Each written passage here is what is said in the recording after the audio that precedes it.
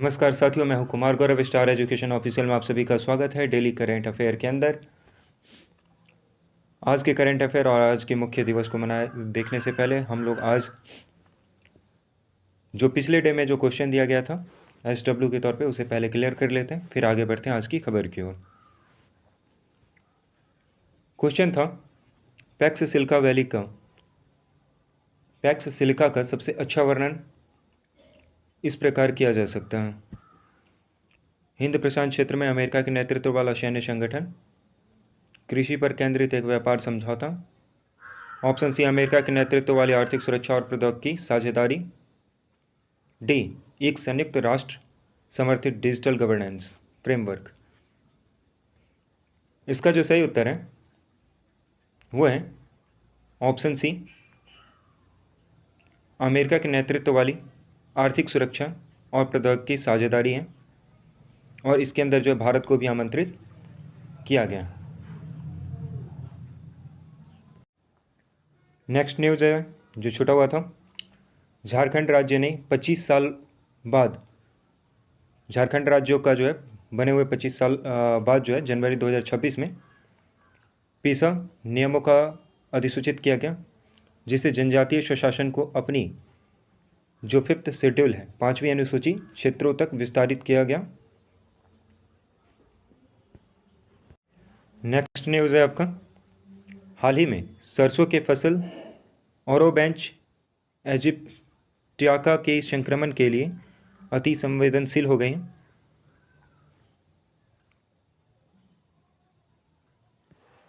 ये संक्रमण का नाम है जो सरसों के फसल में देखा गया है, ओरोबैंच इजिप्टियाका।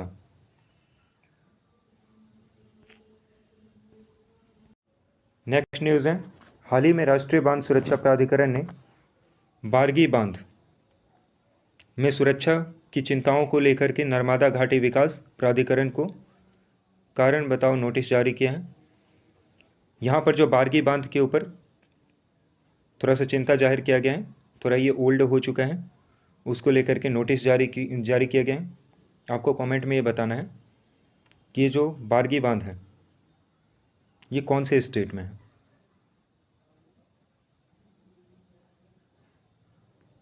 आपको इसका नाम बताना है कि ये बारगी बांध कौन से स्टेट में है।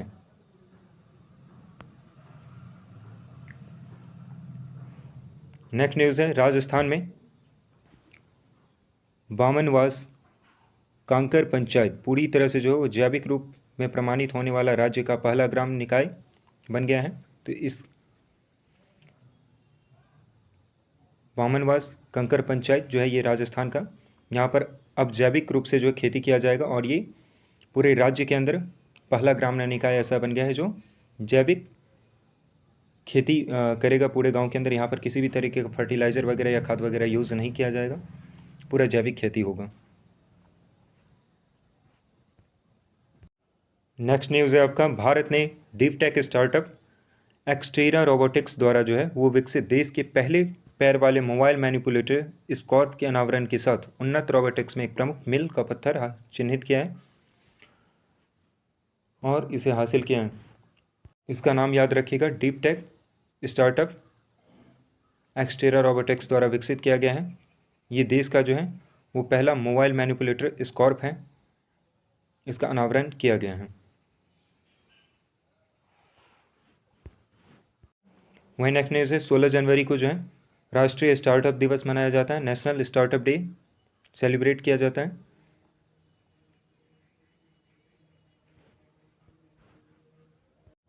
इसका जो की फीचर रखा गया है,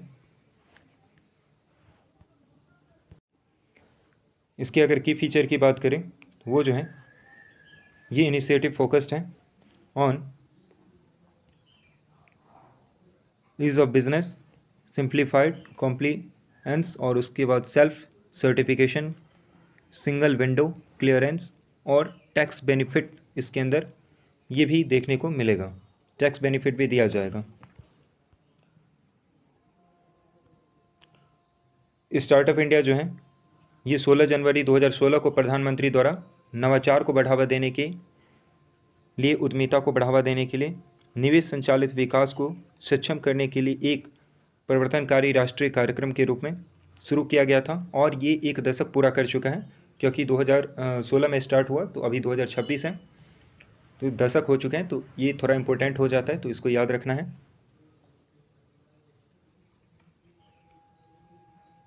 जिसका उद्देश्य भारत को नौकरी चाहने वालों के बजाय नौकरी देने वालों का देश बनाना है। इसकी अगर मुख्य विशेषताओं की बात करें, व्यापार करने में आसानी, सरलीकृत अनुपालन, स्वप्रमाणन और एकल खिड़की मंजूरी है इसके अंदर। यानी हर जगह पर जो है ना जा कर के रजिस्ट्रेशन नहीं करवाना पड़ेगा, एक जगह पे जा कर के सारे काम करवा लेना है। स्वप्रमाणन होगा ये, और बहुत ही आसान सरलीकृत होगा अनुपालन इसका। और इसके अंदर टैक्स में भी छूट मिलेगा, लगातार 3 वित्तीय वर्षों के लिए जो वो छूट दिया जाएगा।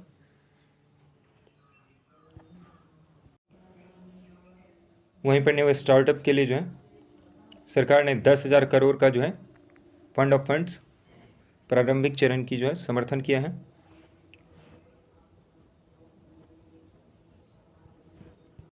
इसके अंदर 2 स्कीम इंक्लूडेड हैं, startup India seed fund scheme और दूसरा है credit guarantee scheme for startups. 4 साल की अवधारणा जो है वो है startup India seed fund scheme. योजना का जो अवधारणा है वो है प्रोटोटाइप विकास करना, एक प्रोटोकॉल होगा इसके अंदर, और व्यवसायीकरण आदि जैसे क्षेत्रों में स्टार्टअप का समर्थन करना है। वहीं क्रेडिट गारंटी योजना ऋण के लिए जो है वो क्रेडिट गारंटी प्रदान करेगा। अगर सेक्टर स्पेसिफिक पॉलिसी की बात किया जाए तो ये जो है focus on area like biotechnology के क्षेत्रों के एरिया को जो है ये फोकस्ड करेगा। एग्रीकल्चर और रीन्यूएबल एनर्जी के सेक्टर में जो है इसकी पॉलिसी होगी। और एक चीज़ और याद रखिएगा, ये मिनिस्ट्री ऑफ कॉमर्स के अंदर आता है। एक इकाई को सरकारी उद्देश्य के लिए स्टार्टअप के रूप में मान्यता दी जाती है यदि वह निम्नलिखित शर्तों को पूरा कर रहा हो। भारत में अगर private limited company partnership form हो या फिर लिमिटेड लाइबिलिटी पार्टनरशिप हो के रूप में निम्नलिखित की आयु पंजीकरण की तारीख से 10 वर्ष से अधिक नहीं होना चाहिए। अगर उसका रजिस्ट्रेशन 10 वर्ष से अधिक है तो फिर उसको इसके लिए मान्य नहीं माना जाएगा, यानी वो स्टार्टअप में न्यू स्टार्टअप में काउंट नहीं किया जाएगा। किसी भी वित्तीय वर्ष में वार्षिक कारोबार 100 करोड़ से अधिक नहीं होना चाहिए। मैक्सिमम 100 है, 100 से अगर ऊपर जाता है तो भी उसको ये काउंट नहीं करेगा, 100 से नीचे हो सकता है। नवाचार, उत्पाद या सेवाओं में सुधार या फिर स्केलेबल बिजनेस मॉडल पर केंद्रित होगा ये।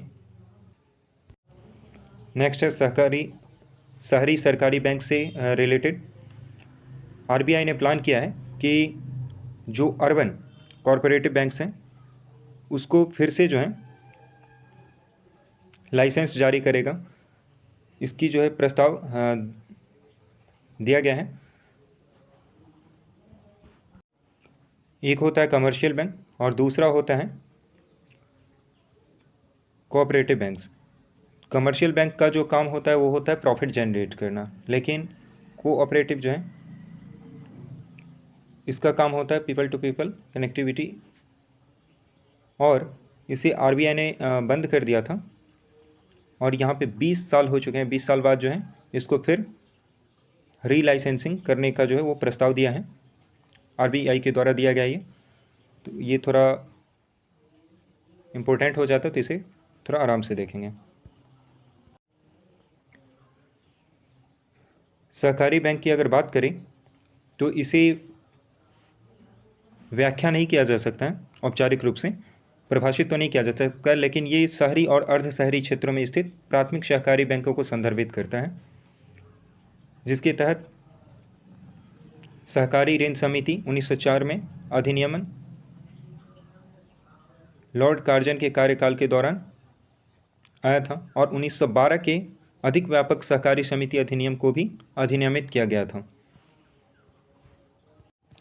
अगर पूछा जाए कि first formal cooperative law in India was the established cooperative credit society act 1904।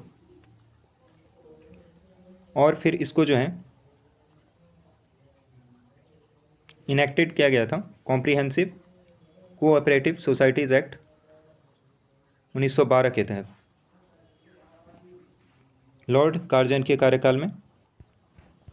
अगर आपसे पूछा जाए कि पहला जो सहकारी बैंक है वो कहाँ पर खोला गया था, तो ये 1889 में 1889 में बड़ौदरा गुजरात के अंदर जो है ये खोला गया था। पहली सहकारी ऋण समिति अन्य सहकारी मॉडल मंडली की स्थापना जो है 1889 में जो है बड़ौदरा में गुजरात के अंदर किया गया था, ये याद रखिएगा। इसका जो कार्य है वो आवास वित्त, व्यक्तिगत ऋण देना हो, यानी किसी भी तरीके का हाउसिंग फाइनेंस देना हो, पर्सनल लोन या एमएसएमई लोन देना हो या अन्य डिपॉजिट देना हो, तो उसके लिए जो ये सेवाएं प्रदान करता है अर्बन कोऑपरेटिव बैंक्स। लेकिन इसको जो मॉनिटरिंग करता है वो आरबीआई करता है, नहीं तो पता चलेगा कि किसी को भी ऋण दे रहा है। अगर इसकी लाइसेंस जारी करने की बात करें तो इसका जो लाइसेंस जारी करता है वो रिजर्व बैंक के पास इसकी सहकारी बैंकों की लाइसेंस जारी करने की जो है वो शक्ति है। वहीं पर नेक्स्ट न्यूज़ है एक अपॉइंटमेंट से related. Senior Indian diplomat dB Venkatesh Verma, इनका नाम याद रखिएगा। ये एक सीनियर इंडियन डिप्लोमेट हैं डीबी वेंकटेश वर्मा। इनको जो है संयुक्त राष्ट्र में निरस्त्रीकरण सलाहकार बोर्ड की अध्यक्षता दी गई है। इनको जो है यूएन एडवाइजरी बोर्ड डिसआर्मामेंट मैटर्स का जो है चेयरमैन बनाया गया है। ठीक है, तो आपसे पूछा जा सकता है अभी कि डिसआर्मामेंट मैटर्स जो है ये यूएन का, इनका एडवाइजरी बोर्ड मेंबर ये चेयरमैन किसको बनाया गया है, तो इनका नाम याद रखिएगा डीबी वेंकटेश वर्मा। डिसआर्मामेंट मैटर्स जो है ये डिसआर्मामेंट नाम से स्पष्ट होता है कि डिसआर्म होना, यानी किसी भी देश को ये जो है ना हथियार छोड़ने के लिए और युद्ध से बाहर आने के लिए जो है वो काम करते हैं ये लोग, और उसके चेयरमैन इनको बनाया गया है।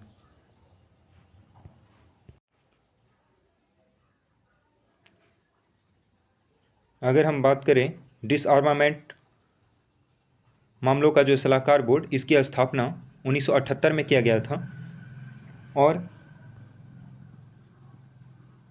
पहली बार किसी भारतीय को, ये एक भारतीय हैं जिनको भारतीय डिप्लोमेट को जो है इसका चेयरमैन बनाया गया है। सदस्यता की बात करें तो महासचिव निरस्त्रीकरण और अंतर्राष्ट्रीय सुरक्षा के क्षेत्र में अपने ज्ञान और अनुभव के लिए दुनिया के सभी क्षेत्रों में बोर्ड के सदस्यों का चयन करता है। ये फर्स्ट टाइम है जब किसी इंडियन डिप्लोमेट्स को जो है ये पोजीशन होल्ड करने को मिला है।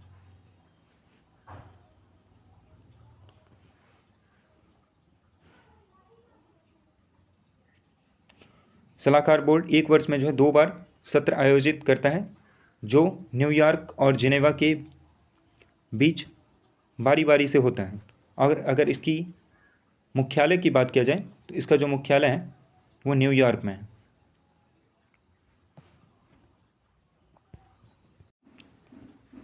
ये हैं DV Venkatesh Varma, Indian diplomat. वहीं पर नेक्स्ट न्यूज़ है आपका बीएसएफ, आईटीबीपी और एनआईए को जो है नया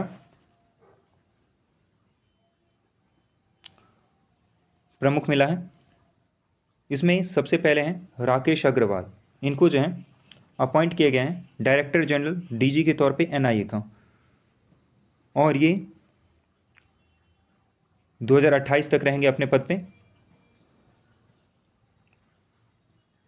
नेक्स्ट है शत्रुजीत सिंह कपूर, ये जो हैं ये डीजी बने हैं आईटीबीपी के, इंडो तिब्बतन बॉर्डर पुलिस इसका पूरा नाम होता है। ये 2026 तक के टेन्योर तक रहेंगे, 31 अक्टूबर तक। और ये सक्सीडिंग करेंगे प्रवीण कुमार को। वहीं Praveen Kumar was appointed as the next BSF chief. Praveen Kumar को जो है वो बीएसएफ का चीफ बनाया गया है और इनका जो टेन्योर होगा वो होगा 2030 तक का।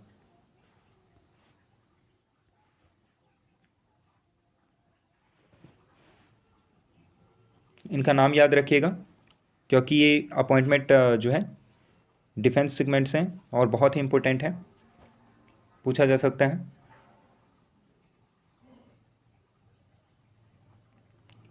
आप ऐसे याद करने के लिए ट्रिक यूज़ कर सकते हैं।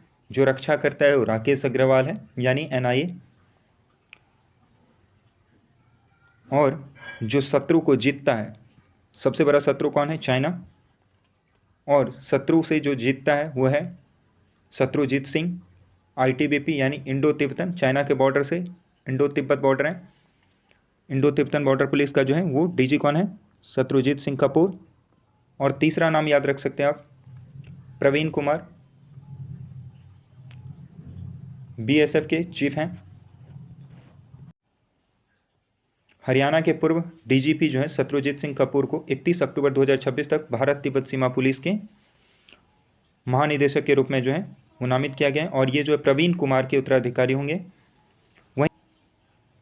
वहीं पश्चिम बंगाल के कैडर के आईपीएस अधिकारी जो हैं प्रवीण कुमार को 30 सितंबर 2030 तक के लिए अगले बीएसएफ प्रमुख के रूप में नियुक्त किया गया है।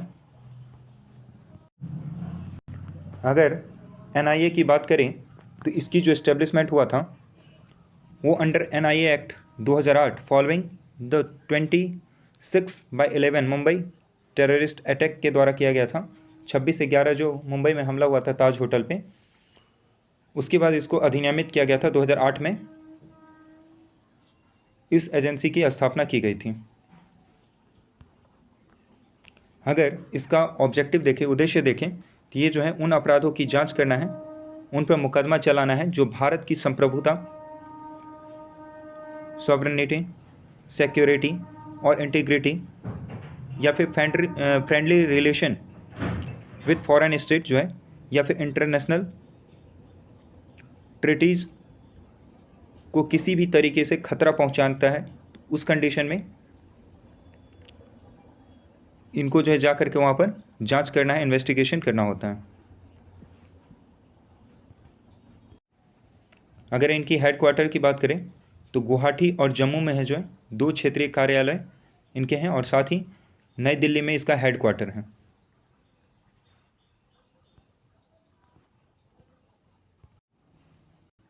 और इसके जो नेतृत्व करता होते हैं, जो लीडरशिप होता है, वो एक डायरेक्टर जनरल के पास होता है जो कि senior Indian police service officer होते हैं, यानी एक सीनियर आईपीएस ऑफिसर होते हैं वो। अगर हम इंडो तिब्बतन बॉर्डर पुलिस की बात करें तो ये जो है वो केंद्रीय सशस्त्र पुलिस बल हैं और जो भारत सरकार की गृह मंत्रालय के तहत आते हैं। ये भारत सरकार के गृह मंत्रालय के अंतर्गत आते हैं, काम करते हैं। और ये लद्दाख के काराकोरम दर्रे से अरुणाचल प्रदेश में जो है लाचेप ला दर्रा है, वहाँ तक जो है बॉर्डर शेयर करते हैं। और यहाँ पर 197 चौकियाँ हैं। लगभग 3488 किलोमीटर लंबी चीन सीमा की रक्षा करते हैं ये।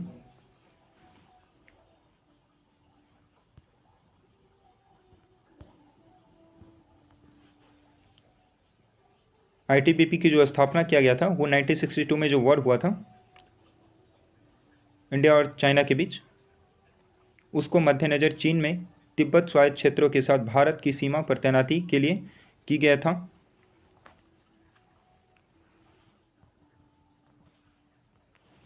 अगर आईटीबीपी की बात करें तो ये शुरू में जो है सीआरपीएफ अधिनियम के तहत लाया गया था। हालांकि 1992 में संसद में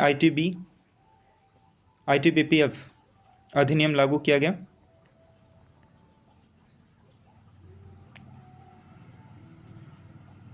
और उसके तहत नियम 1994 में तैयार किए गए। सीमा सुरक्षा बल की अगर बात करें तो ये जो है भारत की एक प्राथमिक सीमा सुरक्षा संगठन है। First line of defence Indian territories, वो बीएसएफ है। अगर बात किया जाए तो भारत के पास जो है, इंडिया के पास जो है 7 सेंट्रल आर्मेड पुलिस फोर्स हैं। उसके अंडर ये एक हैं जो मिनिस्ट्री ऑफ होम अफेयर्स के अंदर आते हैं। आपको कमेंट बॉक्स में ये बताना है कि वो 7 सेंट्रल आर्मेड पुलिस फोर्स कौन कौन है, इंक्लूडिंग बीएसएफ। आप लोग इसका जवाब कमेंट में देंगे। अगर इसकी मोटो की बात करें तो वो ड्यूटी टू डेथ, ये जो है इसकी आदर्श वाक्य रखे गए हैं। अगर बात करें तो बीएसएफ एक ऐसा सेंट्रल आर्मेड पुलिस फोर्स है जिसके पास खुद का एयर विंग, मरीन विंग और आर्टिलरी रेजिमेंट जिनके पास है। नेक्स्ट न्यूज़ है आपका सेव कुरेंजी योद्धा जी राजकुमार का जो है 70 साल की उम्र में निधन हो गया है। ये बैंक कर्मचारी से पर्यावरणविद बने और फिर किरिंजी बचाओ अभियान के पीछे प्रेरक शक्ति जी राजकुमार, इनको जो है जी राजकुमार के नाम से भी जाना जाता है, तो ये याद रखिएगा। तिरुवनंतपुरम में इनका निधन हो गया 70 वर्ष की उम्र में। इन्हें लोग प्यार से कुरिंजी राजकुमार के नाम से जानते हैं। आपसे पूछा जा सकता है कि कुरिंजी राजकुमार कौन है, या फिर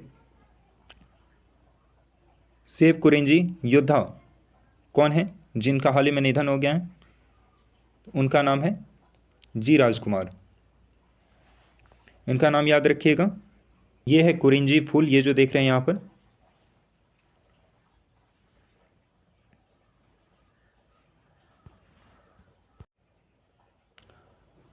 इन्होंने स्ट्रोबिलेंथिस कुथियाना के संरक्षण, ये जो है स्ट्रोबिलेंथिस कुथियाना, ये इस फ्लावर का, कुरिंजी फ्लावर का जो है साइंटिफिक नेम है, के संरक्षण के बारे में जन जागरूकता पैदा करने में महत्वपूर्ण भूमिका निभाई, जिसे नील कुरिंजी के नाम से जाना जाता है। आप लोगों ने नीलगिरी पर्वत का नाम सुना होगा, वो इसी फ्लावर के नाम से जाना जाता है।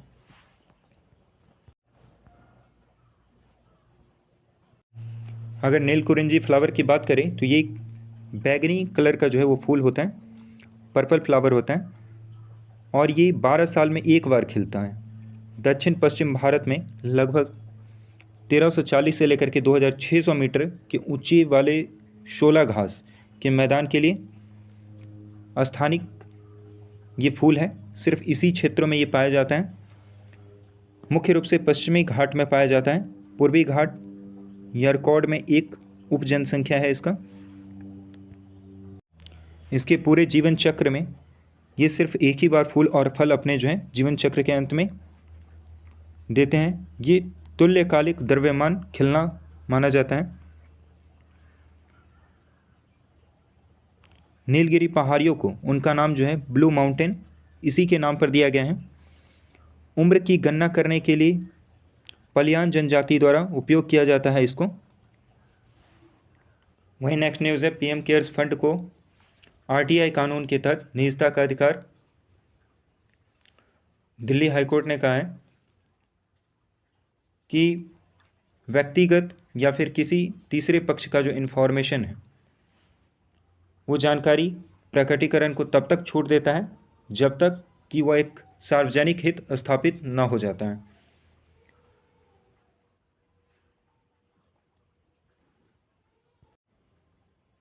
पीठ ने यह स्पष्ट किया कि निजता का यह अधिकार वैधानिक है, संविधान के अनुच्छेद 21 आर्टिकल 21 से नहीं लिया गया है। यह आरटीआई के तहत सभी तीसरे पक्ष पर समान रूप से लागू होता है, भले ही वे सार्वजनिक या निजी संस्थाएं हो, चाहे वो प्राइवेट सेक्टर हो या फिर पब्लिक सेक्टर हो, वो सभी जगह पे लागू होगा। अगर पीएम केयर्स फंड की इस्टेब्लिशमेंट की बात करें तो इसे मार्च 28/2020 में जो है कोविड-19 पेंडेमिक के दौरान बनाया गया था।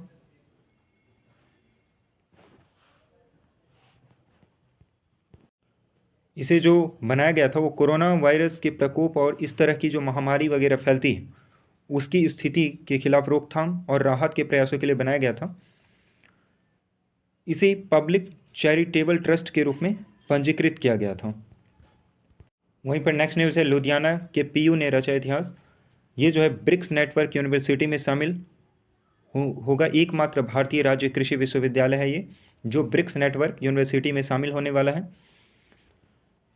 पंजाब कृषि विश्वविद्यालय लुधियाना को औपचारिक रूप से सतत कृषि और खाद्य सुरक्षा के विषयगत क्षेत्रों के तहत ब्रिक्स नेटवर्क विश्वविद्यालय में शामिल किया जाएगा और ब्रिक्स नेटवर्क विश्वविद्यालय के विस्तार के लिए मई 2025 में ब्रिक्स अंतर्राष्ट्रीय गवर्निंग बोर्ड द्वारा अनुमोदित किया गया था, जिसे सतत कृषि और खाद्य सुरक्षा सहित नए विषयगत समूहों का निर्माण हुआ। वहीं विशेष रूप से जो पीयू नेटवर्क में चयनित होने वाला देश का एकमात्र राज्य कृषि विश्वविद्यालय है।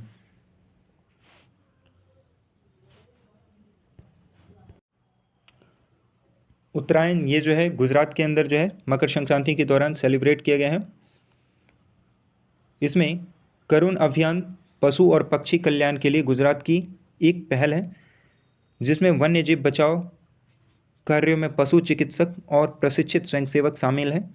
पतंग के तार से जो है पक्षियों के जो पर कट जाते हैं, पंख कट जाते हैं, विशेष रूप से सिंथेटिक वाले पक्षियों के लिए गंभीर जोखिम पैदा करते हैं, उसको लेकर के जो है ये अभियान लाया गया है, करुण अभियान, और इसे गुजरात के अंदर जो है वो सक्रिय किया गया है। तो ये याद रखेंगे, पूछा जा सकता है कि ये करुण अभियान कहाँ लाया गया था, तो गुजरात के अंदर लाया गया था।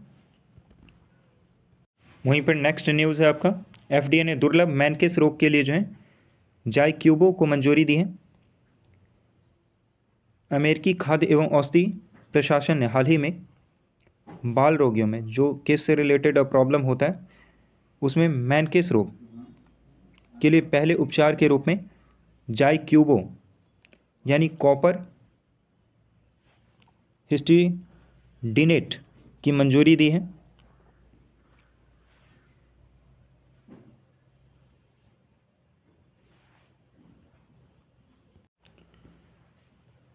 मैनकिस डिजीज जो है एक जेनेटिक डिसऑर्डर होता है और ये बॉडी को अफेक्टिंग करता है एबिलिटी प्रोसेस करने में कॉपर को। ये बॉडी के अंदर जो है कॉपर नहीं बनने देते हैं और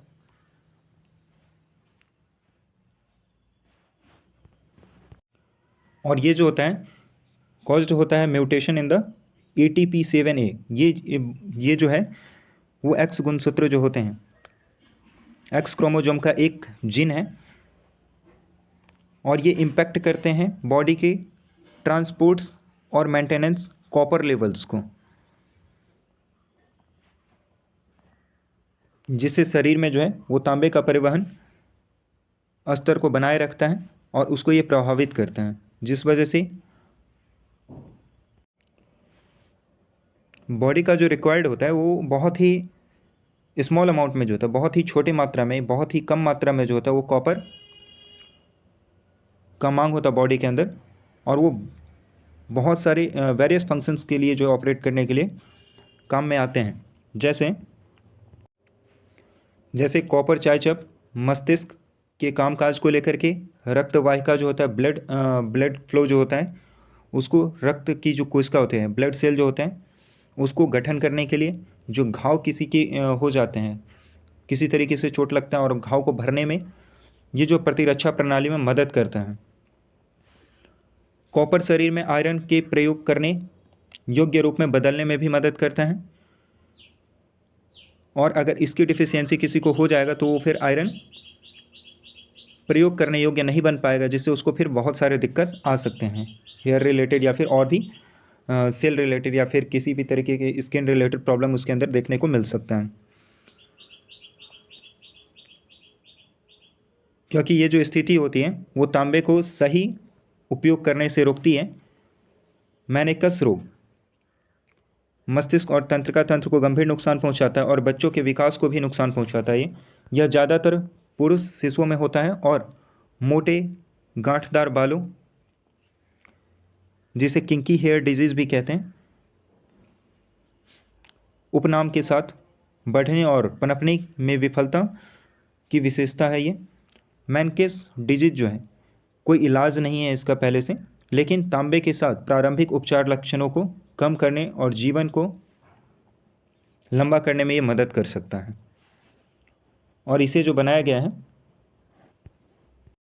इसकी जो मंजूरी दी है वो अमेरिकी खाद्य एवं औषधि प्रशासन ने इसकी मंजूरी दी, और इसका नाम याद रखिएगा, जाई क्यूबो।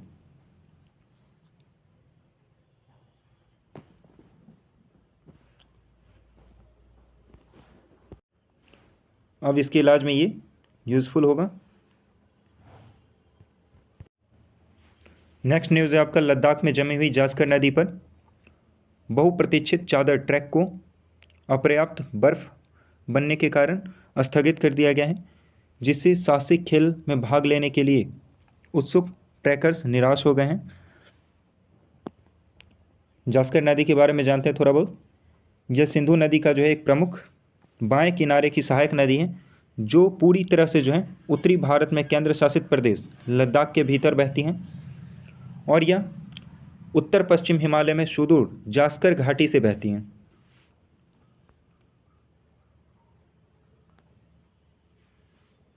वैसे तो ज़्यादातर नदियां जो हैं वो उधर से ही आते हैं, लद्दाख से होकर के ही आते हैं।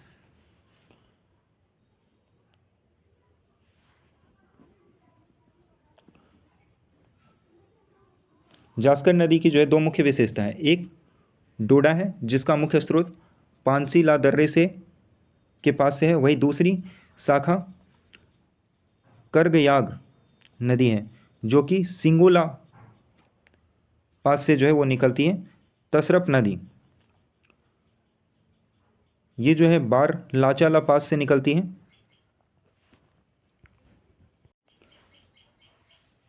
अगर जास्कर नदी की बात करें तो यह जो है 3100 मीटर की ऊंचाई पर लद्दाख क्षेत्र के निमू के पास सिंधु नदी से मिलती है। नेक्स्ट न्यूज़ है आपका, भारतीय तेज गेंदबाज मोहम्मद सिराज को जो है शीर्ष सत्र के लिए हैदराबाद रणजी ट्रॉफी टीम के कप्तान बनाया गया है, जबकि शीर्ष क्रम के बल्लेबाज जी राहुल सिंह इसको जो है उप कप्तान बनाया गया है।